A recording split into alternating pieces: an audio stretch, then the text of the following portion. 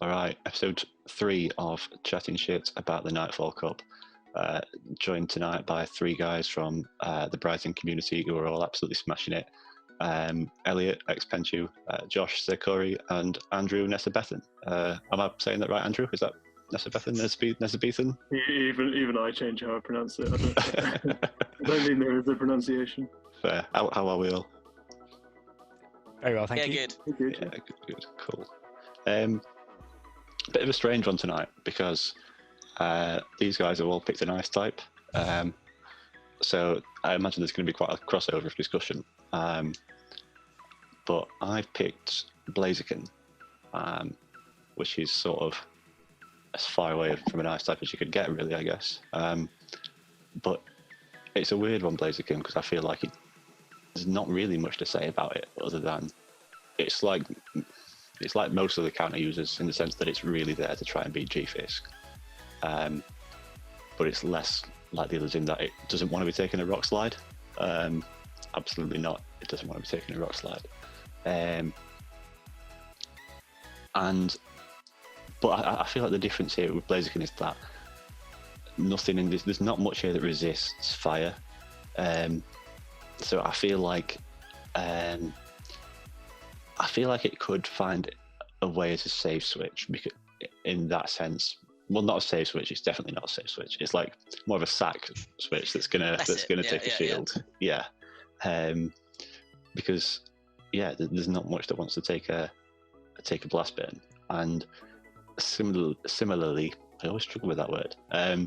If a lot of fighters have sort of things like Frostlass, Venusaur, Victory Bell that want to switch into them, and Blaziken sort of is a bit more off-putting in that sense. Same with Alolan Ninetales. I mean, it's gonna win, but it has to respect the charge moves you've got. It can't be messing around. And I kind of think with the fighting types, I don't know what you guys think. I think it's so clear to me that the fighting type's primary role here is to beat G-Fisk. Well, and sort of ice types as well, maybe. But I feel like it's nice for the fighting types to have a sort of particular matchup elsewhere that they do well in. What do you guys think? I agree with that. It's definitely one of the better sort of counters to G-Fisk. And you're right that it's one of those Pokemon that if it gets to a charge move, they're going to shield it because they can't afford to eat a Blast Burn. Nothing really can. I feel like it's an interesting one because obviously its main use is with counter, right? Mm. But you can actually run it with Fire Spin. Yeah. And that may catch off a load of people. Yeah. Just that in itself is good to have on the bench. No one knows what it has until they see it. But in terms of a fighter, I think it is probably the more threatening ones with its charge moves overall, because I guess just the power of Blast Burn is just so oppressive. It's my thoughts on it at least. I'd say on the point about fighters and what they beat, this cup's kind of well set up for fighters because you've got ice types and you have normal types, which obviously the fighters threaten.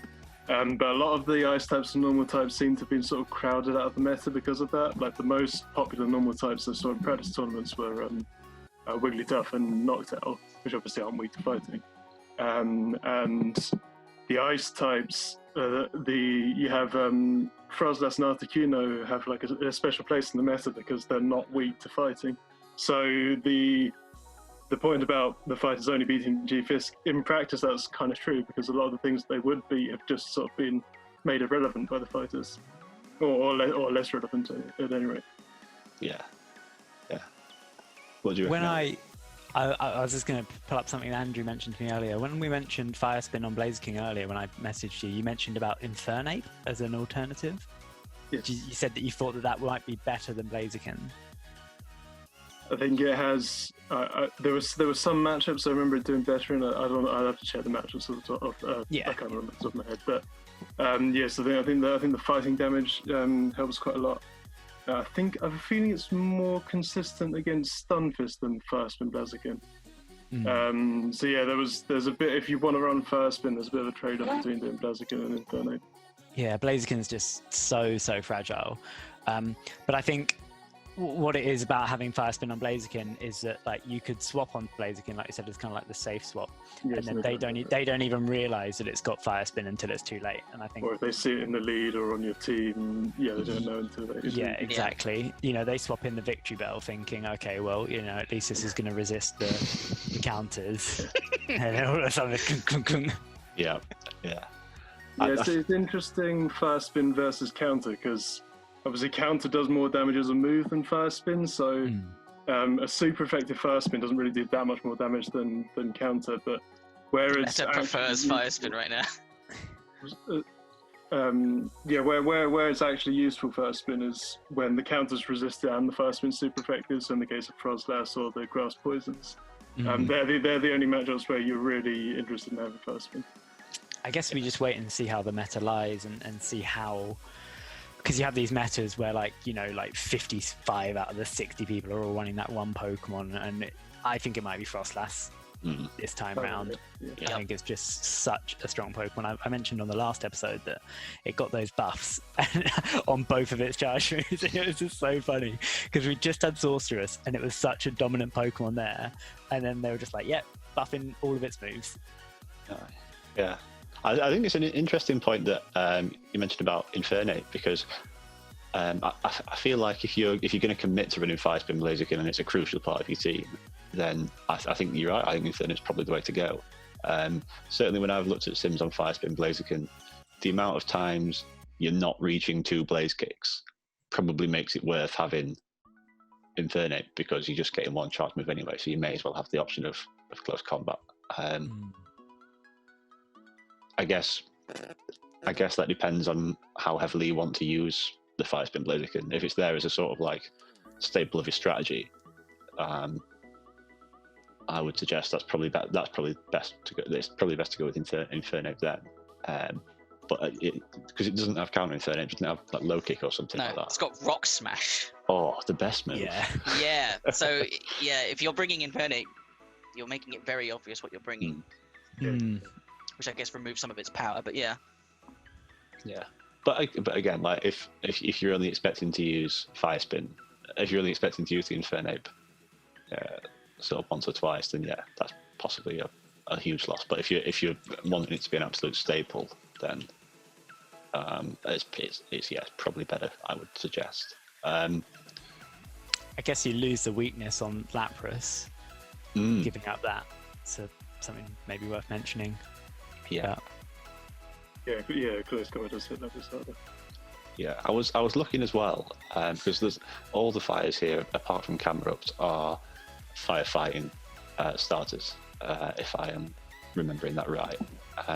Though I know Pyro's coming out, isn't it, which would be fire normal. Yeah. So that could be an interesting option as a charm resist. So it's difficult to use fire as a charm resist here. And I was hoping that there'd be like maybe a middle stage fire evolution that had Fire Spin and Flame Charge that would hopefully be able to power through the Ice Charmer thing, Alolan Ninetales in the 1s and 2s. And there was one, I can't remember which one it was. It was Ember Flame Charge, but I think if I'm going to use Blaziken at any point, I'm going to just accept that I'm not taking the 1 shields off a Charmer, as much as I hate to concede that. So I actually looked at that exact same thing you were talking about. Excellent. And I can tell you it's Combusken. It's got Ember, Rock Slide, Flame Charge. Yeah. Right. And I was like, if only it didn't have Ember. Like, the other move is Peck, which is. I'm going to go big on the predictions, and I think, well, no, I don't have anything to go on. It's like what I would really love is when this season of GBL ends in a week and we get the new season announcement with the couple of moves that they revamp. I really hope they revamp Ember. That's what I really, really hope for. I was looking at all the Pokemon that are getting Ember as well in the Gen 6 leaks, and I know there's not much that Fire Pokemon can be given, But so many of them were getting Ember, and I was like, maybe. I think if it got like a little more energy, that'd be great. Yeah, it's a move that really falls short, doesn't it? Doesn't Charizard learn Ember? So if Ember does. gets buffed, then you need a Fire Spin, a Wing Attack, a Dragon Breath, and an Ember Charizard. Please. All with Blast. Andrew knows I have one of each and a shadow of each as well, which is just Oh yeah, and my Shadow God. Beat, yeah. I have to add another to my collection, which would be Ember, just Wing Attack. Yeah, bloody hell. yeah, God. How many legacies is that? Does it have now? Is it just 2 or 3? Wing Attack. Wing Attack, Dragon Dragon Breath. Breath, and Blast Spin as well. Ban. Yeah. Isn't Ember legacy? Flamethrower. Is Flamethrower legacy? Yeah, Ember and Ember's, Flamethrower are both Ember legacy. is legacy from what I remember, so it's actually got 3 now. Oh Yeah. my God. 3 legacy fast moves. I actually had a double legacy Charizard. It's now only a single legacy Charizard because Ember was just it just never felt like there's any reason to run Ember. So Yeah. if they do buff that, I'll be a little bit upset. But Oh, at least you can elite team it back. oh yeah, that's true. I'll For the give Niantic sweet, more sweet money. price of 1,200 Pokecoins. Yeah. There you go. Nice cheap option. They know what they're doing, don't they? They do. They'll squeeze us for every penny we've got. Yeah. Oh yes, milk that proverbial cow. That is us. Cool. Yeah. But Blaziken, I think it's on the face of it, it sort of feels like any other counter user in terms of what it's there to be primarily. Just different coverage. I think. It definitely has a better Frostless matchup than most counter users. Yeah, because even the ones that have Night Slash don't. The Night Slash doesn't kill in the zero shields. Yeah, I mean you're definitely forcing a shield out of Frostless. I think Scrafty's the only other decent fighter against Frostlass, is that right? Yeah, But Scrafty. it's still a loss from what I remember. I think you win one straight foul play, but that's it, I believe. But then you've got things like Surfetched and Primate, which have got Night Slash. But I don't know. I feel like if I want a counter user that's got a Frostless matchup, it's Blaziken or a Dark type. I don't know. Oh, Machamp Yeah, with Rock Slide. Oh, that's a shout. I think Champ's too slow against Frostless. Although It is a bit too slow. maybe the baiting pick up a win. I can't remember that matchup. Baiting a cross chop against a. Yeah, I think he Frostless. needs to bait to win against Frostless, but I'm not. That doesn't sound fun. Yeah, that sounds right. Although if you've got a counter or two lead, maybe that swings. I don't know. Yeah, maybe. Cool. Well, should we move on to your pick, Andrew? Articuno, yeah. So Articuno, like we were talking about before, because the fighters are really relevant in this meta, beating the ice types and the normal types, Articuno has obviously the property that it's not weak to fighting, so his fighting matchups are more neutral than some other ice Pokemon, which is obviously beneficial. And also, Razor Leaf is really threatening in this meta because even Frostless can't really, which is probably the most popular ice type, can't really withstand Razor Leaf as if it got shields. And Articuno is a hard Razor Leaf counter because of its resistance and its super effective moves. So it can win all shields against the Razor Leaf, does take them down pretty reliably. Which is more than Frostless, the more prominent ice type can say, and obviously more than like Water Ices or some of the other ice types in the meta. So yeah, it has those two niches that work quite well for it. Yeah. It was something I looked at in the Sunrise Cup, actually, Articuno, and it was and again, you saw sort of a lot of dugongs in last month, and the Ice Shard, Icy Wind, they come sort of, they always seem to come at the right time. Like it's one of them where you think, oh, it's Ice Shard's not a super fast move. Icy Wind isn't, it's 45, which is quick. It's not, it's not X-Scissor or anything like that. It's spammy enough. Exactly that. Yeah, that's it. Yeah. Yeah. It's not spammy, but it's not slow. It's just sort of reasonable speed. Yeah, an Ice Shard's one of them where it's not super hard hitting, but you can farm things down with it as well, which is always a nice quality to have, I find.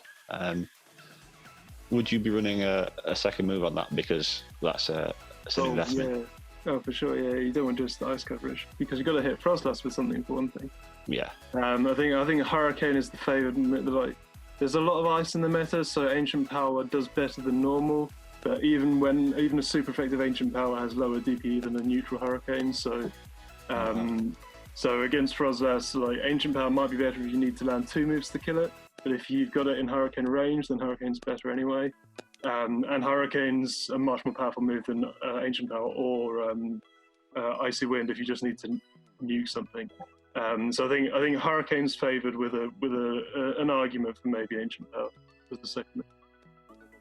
Fair enough.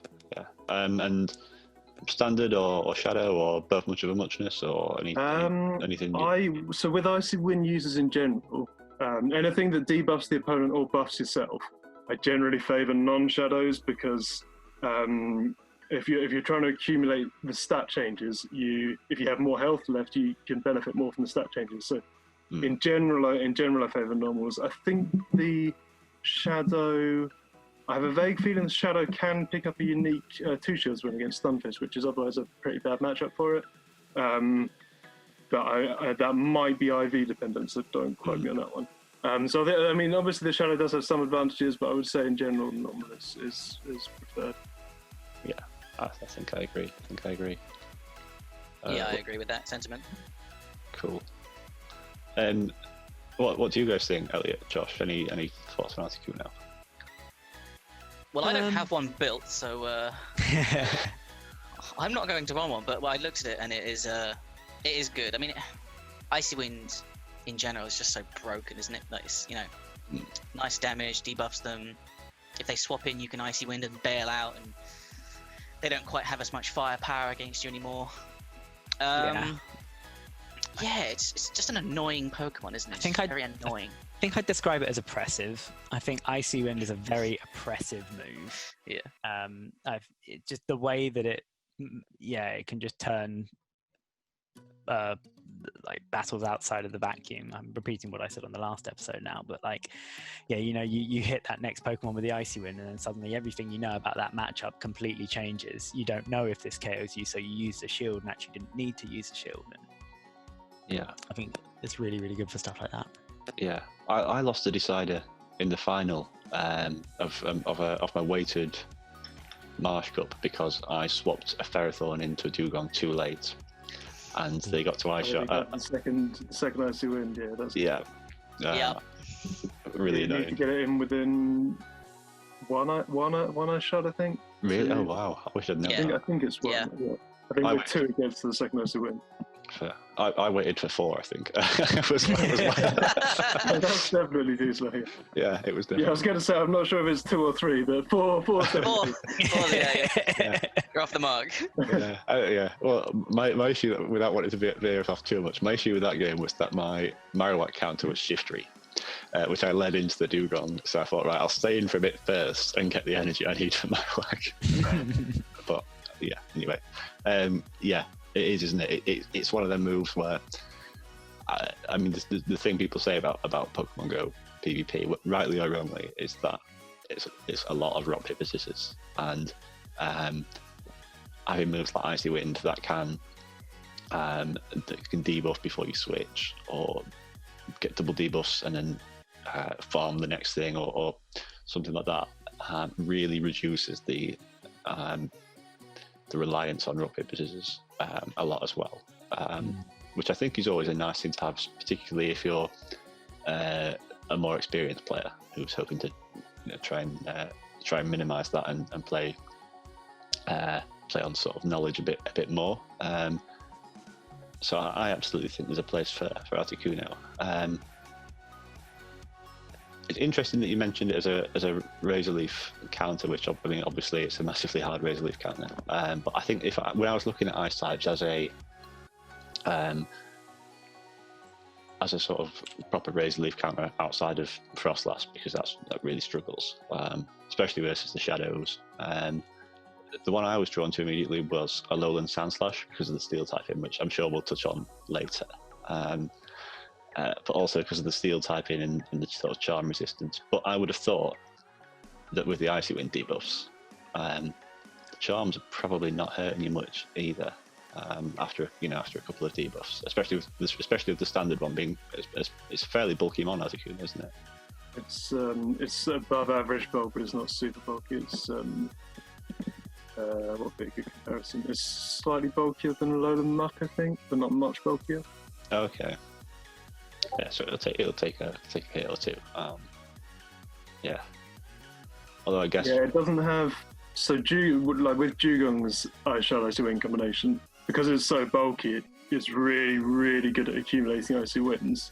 Articuno is not as bulky as Dugong. It still gets off Icy Winds, but it's slightly worse at that relentless debuffing job than Dugong is. Yeah, but critically, it's much harder against the Razor Leafers, isn't it? So that's for sure. Yeah, its typing is. I'd say its typing is more relevant in this format than Dugong's is. Yeah, for sure. Yeah. I liked your sort of comment about RPS and how Icy Wind can change it. But conversely, it can also turn a scissor into a guillotine. Like, that's a great point. If you get that Icy Wind Dugong on the correct target, it's just over. Yeah, especially if you've got some, as Andrew was saying, Hurricane's actually a pretty strong move. It's not something we see a great deal of because it's a nuke. Yeah. Yeah, but I mean, typically it's not on many. I can't think of many good mons off the top of my head to get it. I mean, like Shiftry gets it, but it's a gimmick really on Dragonite. Pelipper. Yeah, Pelipper. Yeah, you're right. It's not. You don't see it often, do you? No. It's a long way up to a Hurricane as well. But it's not an exceptional DP move like Frenzy Plant or Hyper Beam or something like that. But it's higher DP than Articuno's Element, than Articuno's Icy Wind and. But without Ancient Power, you lose the idea of getting a buff. Yeah. And ruining your opponent's streams. So my Articuno, I have one double moved, but I hadn't Elite TM'd it because I used it in Flying Cup, and in Flying Cup there's no use for Hurricane. I actually had it with the Mono Ice moveset at Ice Beam and Icy Wind because everything's Ice Beam's like weak or neutral on everything. Super effective on neutral on everything in that format. So when I started practicing with this, before I haven't TM'd it to Hurricane yet, but I TM'd it to Ancient Power just for playing around with it, and I did get that Ancient Power boost in a game that was otherwise lost. I got that crucial Ancient Power boost. So there you go. That was give me second thoughts about the Hurricane decision. Yeah. When I was looking at it for Sunrise, I was thinking about Ancient Power might be good for Marowak. But it's pretty pitiful, really. And I just think, that especially given that, as Josh was saying, if it's in the position where it's done its job and it's become that guillotine and it's won a match convincingly, at that point, why not just go for a massive move and then just try and wreck the next thing as well? Yeah, I think a Hurricane takes more than half of a Marowak, whereas Ancient Power only takes stuff like 30% or something. Yeah, they nerfed Ancient Power, didn't they? Yeah. Oh yeah. With the pre-nerf Ancient Power, then that would probably be the move you'd want in this format. But now that it's quite a weak move, I think a Hurricane is slightly favoured. Yeah, I would agree completely. Yeah. The glory days for Ancient Power Omanyte. Those are glorious times. I maxed out a Bayleaf in Season 1 because of Ancient Power. I thought it was nice to have a Razor Leafer that could hit Altaria. I ran Bayleaf in Rainbow. Was it Rainbow? Was Rainbow the one where you could have Bayleaf? Was it another one? That was the one where hitting Charizard with Execute was really fun. Yeah. I did that too. Can't remember what cup you ran it in now, actually. I can find out. Was it Jungle or Rainbow? I remember exactly where we were. We were in Hove Park, and I was in a game, and it was completely lost. And where's that Bayleaf? There it is. It was Rainbow, and I hit something with an Ancient Power. It got the boost, and then I had no shields left, and they came in with a Lantern. And it was just dum dum dum dum dum dum, and it just died. And I was like, I'm so sorry. I think the girl, it was like her first tournament that she played in Brighton as well, and she never came back. Yeah, scaring them away. Yeah, I know. It was so horseshit because like I lost that game 100%, but then that ancient power buff and that with the Razor Leaf, it was I still have PTSD from Togekiss Ancient Powers in Master League. Don't worry. I fully understand I've won this game. It's in the bag. Boost. Yeah. Oh, okay. I got rank 10 once in the preseason, and then they screwed over Ancient Power or whatever they did to it, and all of a sudden I'm not getting rank 10 anymore. So Do you know what? I've been the same. I haven't hit rank 10 since Giratina's weren't the same after that. But I mean, I've got close, but never close doesn't win you any. Me and Andrew should shut up then. Oh dear. Something about GBL, I just seem to just click. The blind format is so different to Silph. Yeah. But I just run the same team literally over and over again. Just a grind. Yeah, just especially when you find that sneaky sort of troll team, like the double SmackDown teams in Halloween, and then you just run with it. Oh yeah. Oh god. And then you feel like every win's dirty, but at the same time you're really fun.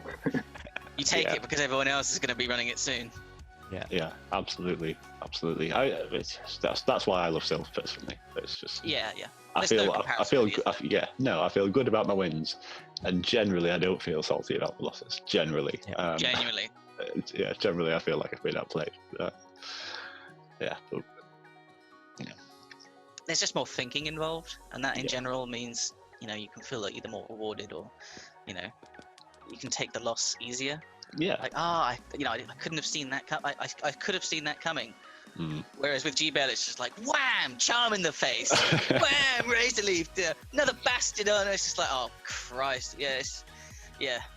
I think your battles change a bit more in Silph, because in GBL, although you can encounter anything because you don't know what you're going to see, you're using the same line most of the time, so you learn that line, like all the intricacies of it and when to switch and that sort of thing inside out. Whereas in Silph, you're varying your lines a lot more, so there's a bit more variation in the battles, and you're a bit less experienced with using the sensory Pokemon.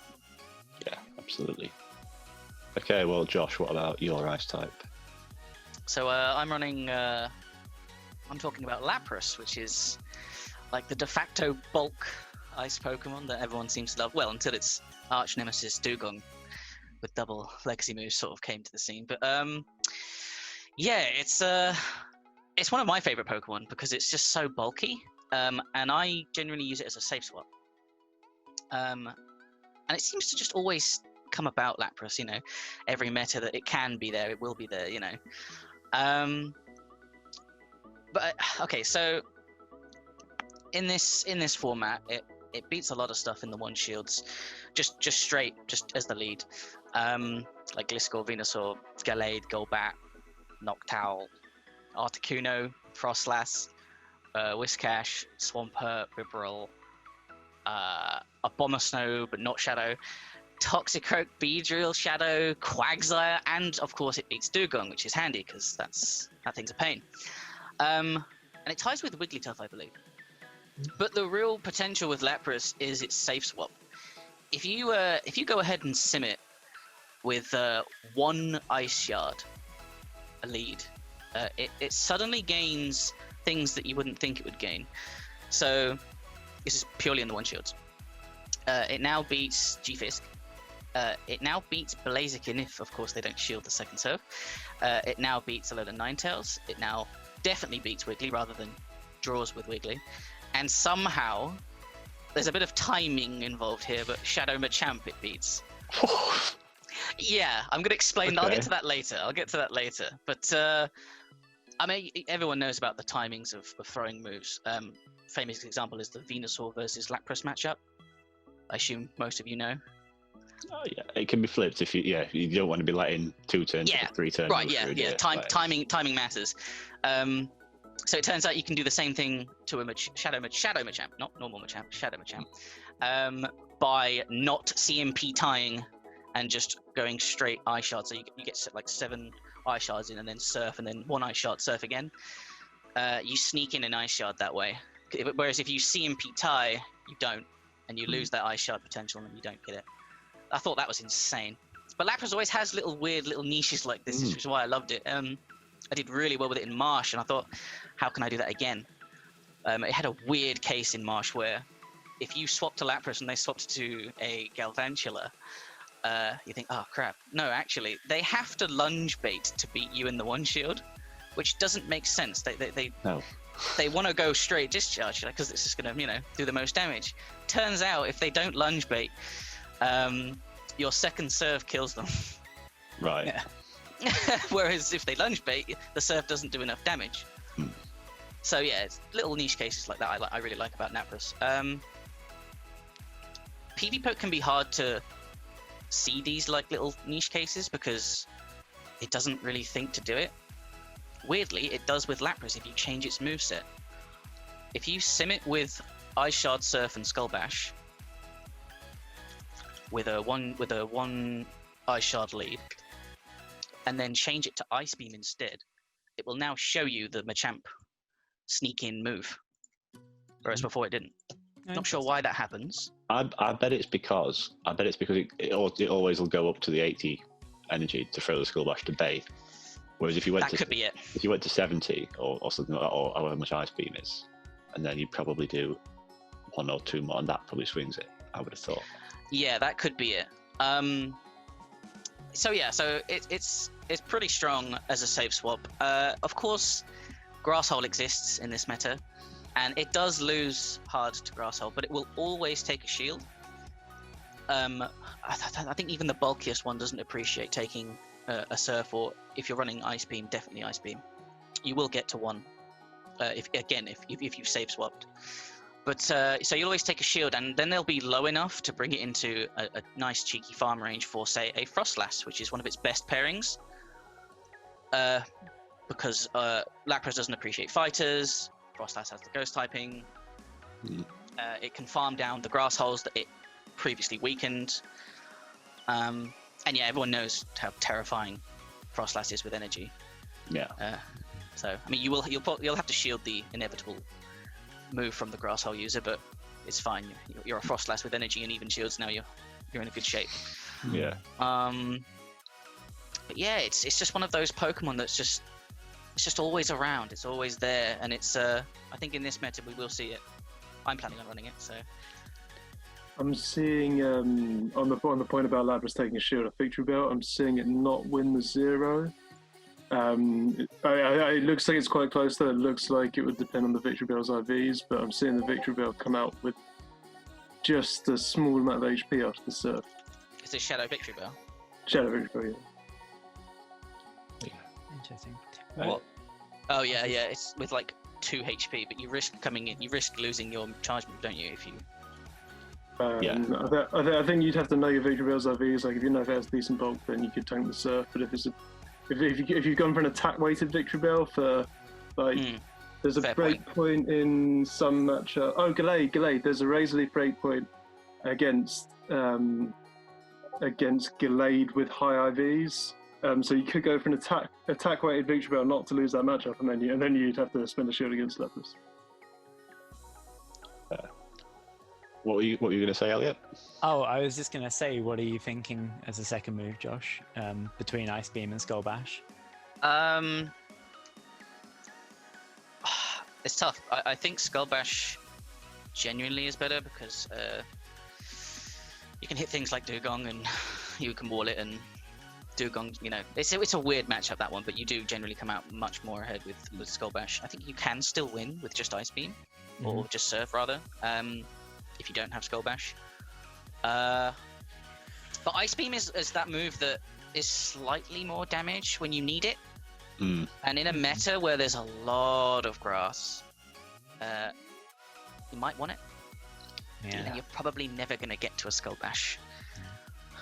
Yeah, it's a real tough call, isn't it? And I think Venusaur, being the other sort of grass poison is so fast with Frenzy Plant.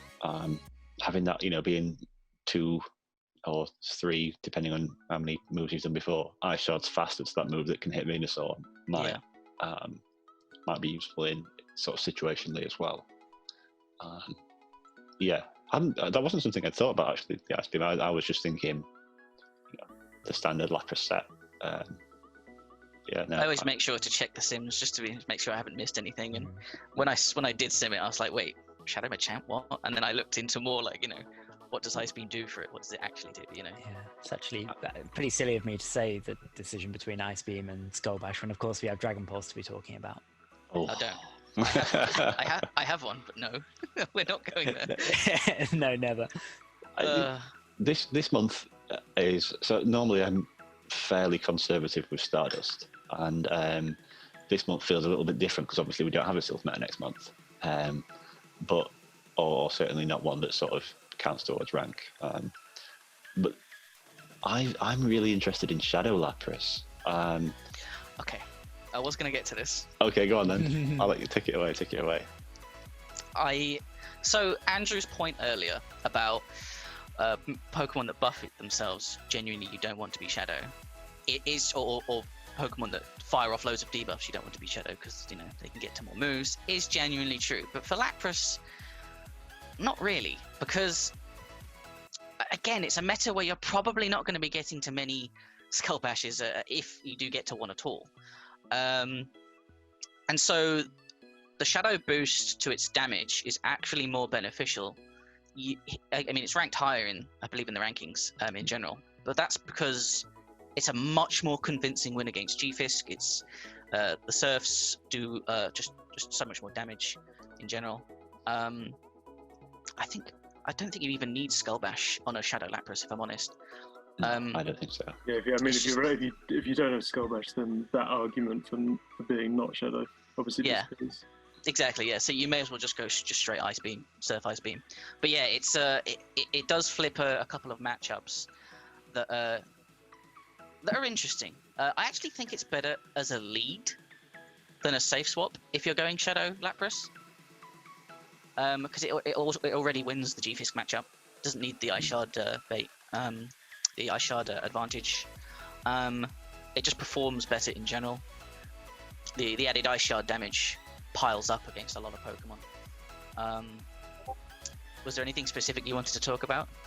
Well, the G-Fisk one was one. There was sort of 3 points that I wanted to look at, and there was the G-Fisk one which you've hit. I really like that it wins 2 shields versus Shadow Gallade.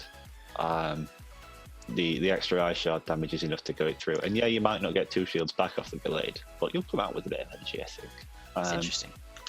Or you'll either come out with energy or the health to get to another Surf, something else. And then the other thing is, and I mentioned it briefly in the previous episode, which hasn't been out long at all, but the Shadow version, because the Surf does a bit more damage, you stop in the 1 shield versus the 2 shield, you stop the Frostlass getting to the extra charge move. So I feel like it's a much better Frostlass counter than standard Lapras, because I mean, what we forget, we see Frostlass as an ice type and Lapras as a water ice type that resists Powder Snow and Avalanche. But what we sometimes forget with Frostlass, certainly I forget, is that actually Shadow Ball's a damn good move as well. So having, being able to not need to take that extra Shadow Ball, I think is... Yeah, it's not reliant on that Ice Shard energy advantage via safe swapping, which is pretty cool. You are right. Yeah, it is solid, but do you have the dust to build one? That's always my problem. I've just built a Shadow Gallade. Yeah, I haven't used an Elite TM in quite a while. And as I say, I think I'm at about 600,000 dust at the minute, and with no meta next month. Doing better than me. Yeah, I feel like it might be. I feel like it might be time. I feel like it's a pretty handy, because of all these matchups, but particularly the G-Fisk one. I mean, I could see it being a useful option in future as well, because G-Fisk's always going to be decent. Like, there's never going to be a meta where it's allowed where it's just completely just awful. I don't feel. And that matchup that keeps popping up, it's nice to have the option to win that without. It feels like an investment. It feels like a decent investment. It's not something that's never going to be usable again. I think it is primarily that matchup that's causing that Shadow Lapras to be higher on It is. these low It is. rankings. It's specifically the G-Fisk. Because the normal loses all even shields, I think, whereas the Shadow wins 1 and 2, I think, and that's quite big for the rank. Yeah, and sort of going back to your point about the sort of not needing to those extra health to make the most of boosts like Articuno might do with Icy Winds or whatever.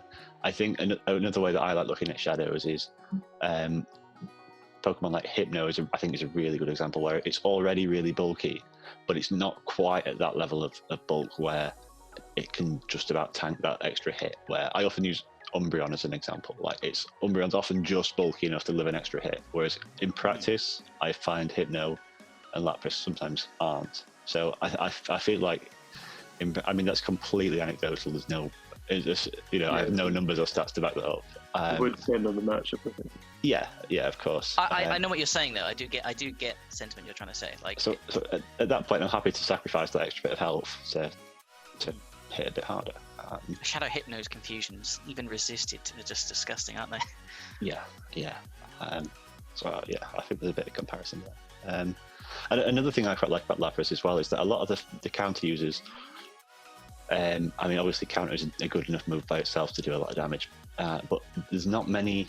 When I think of the counter users here that I think will be popular, personally, I see the ones like, as I said when I was talking about Blaziken, the ones with interesting coverage being the better counter users. I don't think we'll see a great deal of stab fighting type charge moves on the fighting type Pokemon. I mean, yeah, Scrafty gets like Parrot Punch, right? Yep. Which is, not strong at all. Medicham can have Dynamic Punch, but I think it actually prefers Psychic. I think. Yeah, on PvP rankings, the recommended move is Dynamic Punch, but I personally prefer Psychic. Yeah, I think Psychic is better. Agreed. Which is better for Lapras. It's still a losing matchup, don't get me wrong, but it is better. I mean, yeah, Lapras doesn't appreciate fighters, but you're right. It's kind of a weird meta where, as long as you're not running into a Dynamic Punch Medicham, you're not. You can get it low enough again for Frostlass to come in and just have its day. Yeah, I think Lapras is a real strong pick. Yeah. I'll let you know how it goes. Cool. Well, I might end up running it myself. Yeah. But if you build a Shadow one, I'll definitely be interested to see how it does. Cool. Right, I'll bear that in mind. I think. I mean, we've spoken about Lapras for a while now, but I think also there's not many water gunners here, and I think there's play in there somewhere. Like there might be some weird 6 Pokemon niche that you need to fill. I don't know. Water gun Lapras into Victory Bell just sounds horrible. Yeah, that sounds horrific. Yeah. You're not getting the shield. You're not getting the shield with a water gun. No. or Venusaur. Yeah, that's a very good point actually. Yeah, especially as we say, especially when things like the other ice types like Frostlass and perhaps a lot of the Ninetales aren't dealing with those things anyway. I know what you're saying though. It's one of those Pokemon that you just throw out there and they're like, wait, water gun? Wait, oh god. Yeah. Panic. It might be a pretty good Frostlass counter because it's not like Frostlass doesn't really have any hard counters, and although Lapras wins the even shields, I'm not sure about the Shadow, but the normal does. It's not like a hard counter like Frostlass can flip it with changes. It would also massacre Blaziken. But yeah, water gun. Exactly. Yeah. Yeah. I like that, Matt. I like that a lot. There seems to be, I mean, there's a lot of the local communities I play have a bit of a running joke about my love for water gun, but I think there seems to be run here. But well, let's move on to Elliott's pick.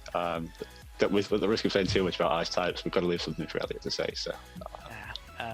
Perfectly segueing into the hard Frostlass counter, which is Alolan Sandshrew.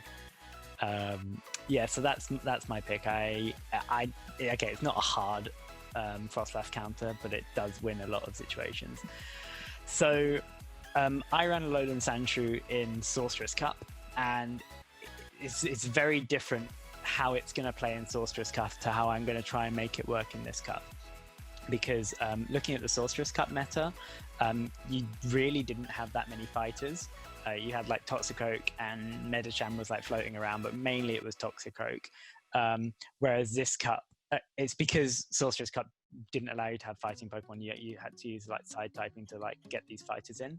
So now that there's all these counter users, obviously you're going to be doing the dance of like try and keep your Sandshrew away from counter because it loses to every counter user. But it had this like great play in Sorceress where it would beat Hypno, it would beat Bronzong, and it would, well, not necessarily, not in all shields obviously, but like the Nightfall would really chip away. It would beat Frostlass, it would beat Noctowl, and it's ice steel typing was just so good. There's a lot of poison in that cup, like the Munchlax that was going around, it was resisting the body slam. It was great, and it worked. This cup's not so much. So I did sims against the Nightfall meta, and a level 41 best buddy Alolan Sandshrew goes to 1310 CP. It's got 51.4% wins in the no shields. It's got 62.9% in the one shield and 60.2% in the two shields. Now this is where the spice comes in. If by any way I can get my Alolan Sandshrew to level 51, by the time I do a cup, it gets to 1479 CP. It wins 71.4% of the one shields, 68.7% of the two shields, and 64.5% of the no shields. So like positive numbers, and those don't really compare very well to like other. Like I looked at how they compare to like Frostlass and Lapras, and they like those are all in the high 70s for pretty much all shield scenarios, but it's still up there. And basically what you're getting is something that beats every grass Pokemon with the exception of Breloom. I think in all shield scenarios. Sandshrew and Sandslash. I mean, stats are different on Sandshrew, but they are pretty hard grass campers. And you've obviously got the chance of the buff to run away with something or the buff. Yeah, exactly.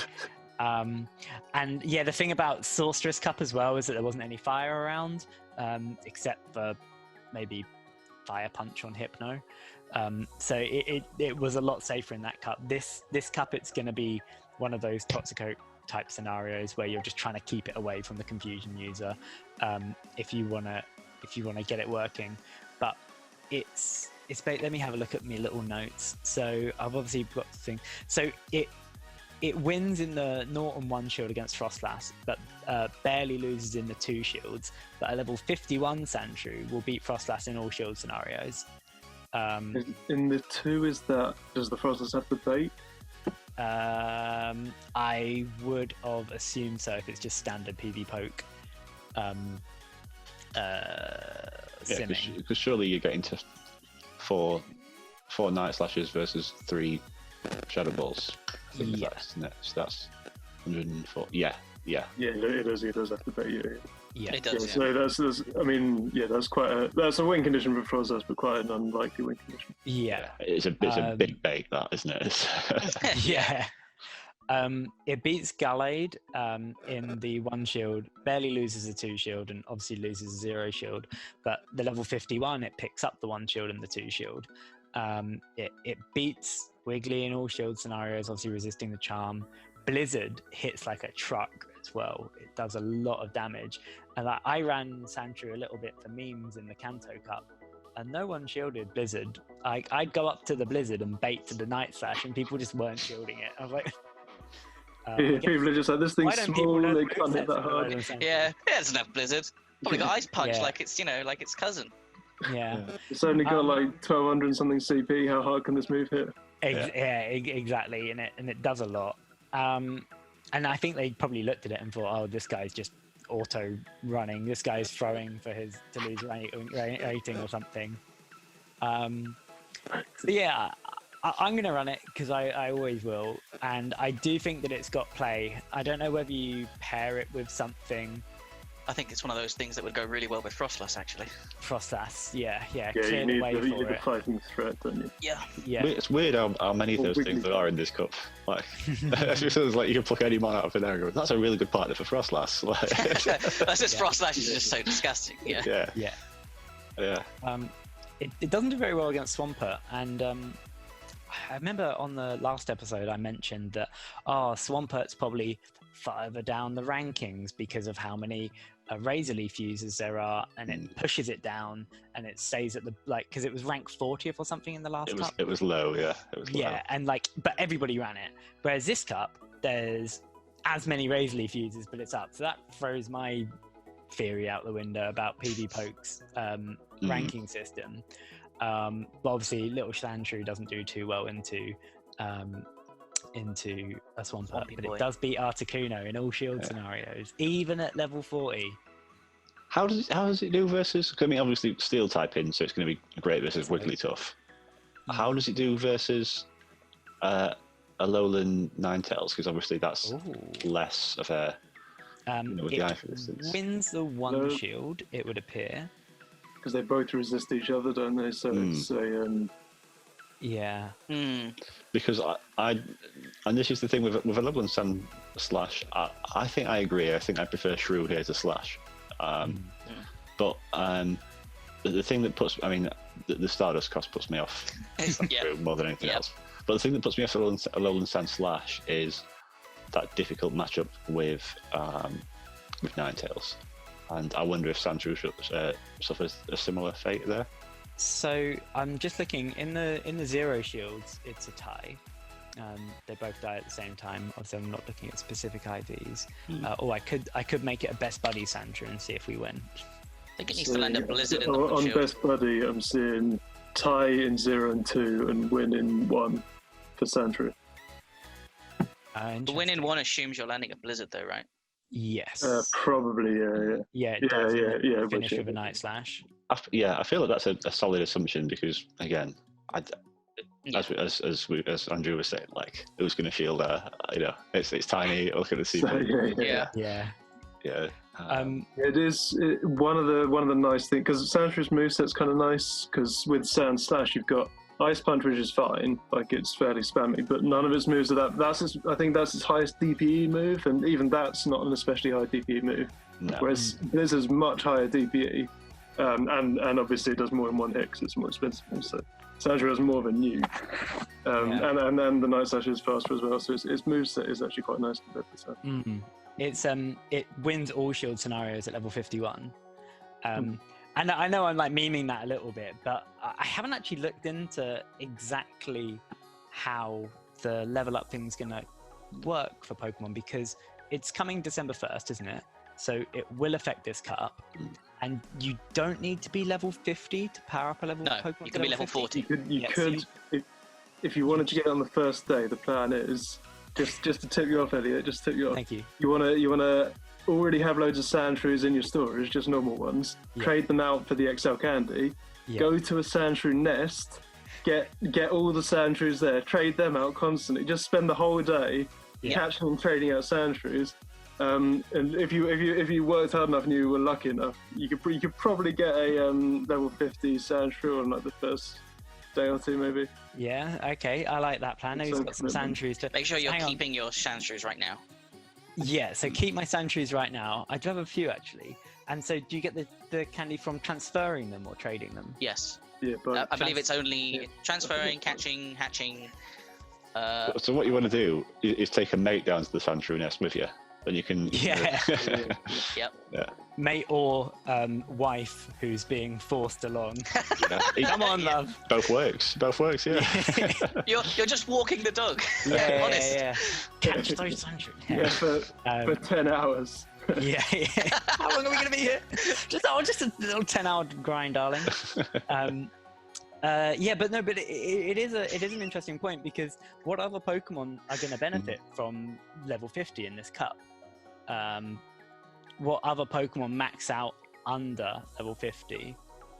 Under level 40? Medicham, Yeah, that is the big one at the moment. that's like a huge thing in this cup. That was kind of controversial that Silph didn't ban level 50s because Medicham's one of the best picks in the cup, and level 50 Medicham's significantly better. Yeah. Yeah, I'm not sure what to make of the whole level 50 thing. Like, there's just so much more information that I need. I think my thing with it is that as much as we've had good picks in Silph Cups up to now, there's always been good picks, but maybe with the exception of Lucario in Kingdom Cup, I've always felt that no one pick was quite essential. Maybe Umbreon in Ferocious as well. Yep. But particularly with fighting types, where there's always another counter user that you can consider. I mean, Medicham's spectacular, of course it is. I never feel. I feel like there's always a choice. There's always another way. And even then, it's done a job at level 40 for this long, or level 41 for this long. I mean, obviously level 50 is better, but yeah. It's true. It's not like it's going to be the end of the world if you can't bring a level 51, right? No. Yeah, it still You has have other options. Yeah. But yeah, it's one of those Pokemon that if you do somehow have one ready for this cup, it's going to be annoying to deal with. Put it that way. Yeah. Yeah, most of its matchups are similar, but there are some. Like I've seen some of them. I can't remember all of them. There are some like more like neutral or intricate matchups that are turned by the 50. Yeah, and the mirror's always been a big one as well with Medicham. But yeah. Right, well, unless we've got anything more to say on the ice types, I think let's wrap it up there. I think, do you know what? I'm really pleased. I feel like given that we've had 3 ice types here, I think there's been a lot said actually, in terms of the differences between them, and it's certainly given, particularly with the Lapras, Josh. That's something, as I was saying to you guys off air, I've got 4 picks I'm really happy with, and 2 that I just haven't got a clue. And Lapras You got a fifth now? Possibly. My work here is done. Nice one. Well, thank you all for joining me. And yeah, we'll catch you all soon. All right. Take care. Take care. See you later, guys. Cheers.